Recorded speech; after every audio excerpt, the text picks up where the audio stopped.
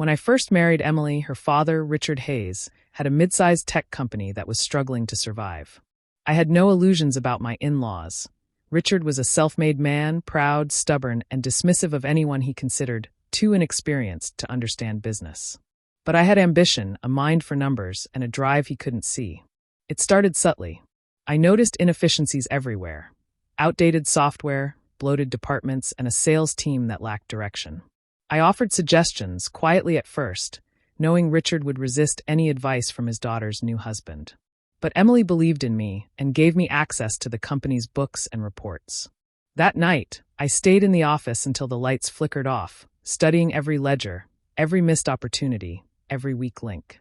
The first change was simple: reorganizing the sales team and instituting clear performance metrics. Within 3 months, revenue had increased by 15%. I implemented cost-cutting measures that didn't affect morale, but trimmed unnecessary overhead. We adopted new technology that automated tedious processes, and soon productivity surged. I made strategic investments, leveraged emerging markets, and pitched innovative ideas to key clients. Slowly, the company transformed. Richard, of course, remained oblivious, or pretended to be. At board meetings, he dismissed my proposals with a wave of his hand. "We've been doing fine without gimmicks," he would say, while I smiled politely and executed everything behind the scenes with the CEO's approval. By the end of the first year, the company's valuation had doubled.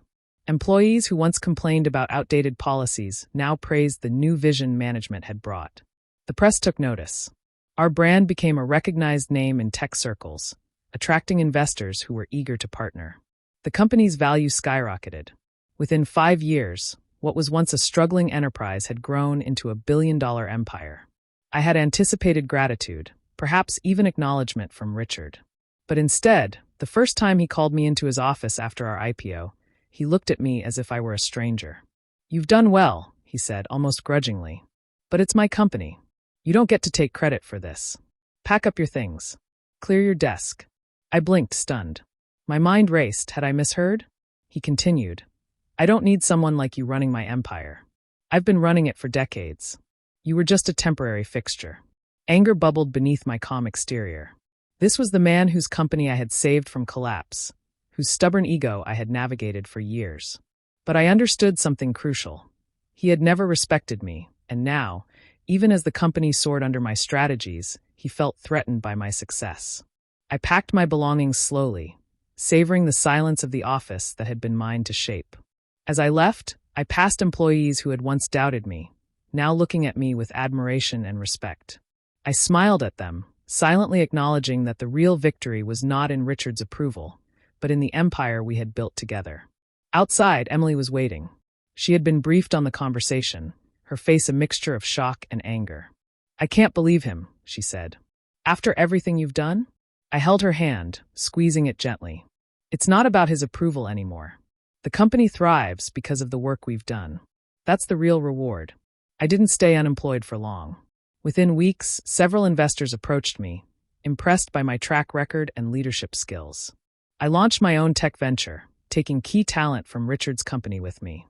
Soon, my company wasn't just successful, it was a rival, and in many ways, more innovative, more agile, and better managed than Richard's. The irony wasn't lost on me. Richard's company had reached its peak under my guidance, but without my continued leadership, cracks began to appear. Projects stalled, morale dropped, and investors grew wary. Meanwhile, my own venture soared, attracting top talent, major contracts, and media attention. Within a few years, my company's valuation matched, and eventually exceeded, what Richard's empire had achieved under my direction. When I attended industry events, Richard avoided eye contact, pretending not to know me. But everywhere I went, my name was associated with innovation and success. People who had once laughed at my ideas now sought my advice. I didn't rub it in. Success has a subtle way of announcing itself. One evening, at a business gala, Richard approached me, his pride barely concealed behind a forced smile.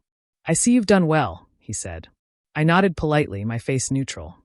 "Yes, we've grown remarkably." He cleared his throat, his eyes searching mine for some sign of humility, some acknowledgement of his superiority. But I had learned the value of patience and restraint. "Thank you," I said simply. "I hope your company continues to do well." That night, Emily and I returned to my office, the one I had built from scratch, and she looked at me with awe.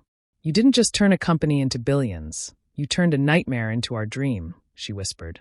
And she was right. It wasn't revenge that motivated me, nor pride, nor even vindication. It was the satisfaction of knowing that talent, determination, and strategy could overcome arrogance and entitlement.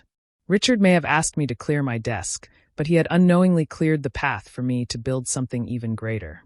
In the end, I realized success isn't about recognition from those who underestimate you. It's about proving to yourself, and to the world, what you're truly capable of.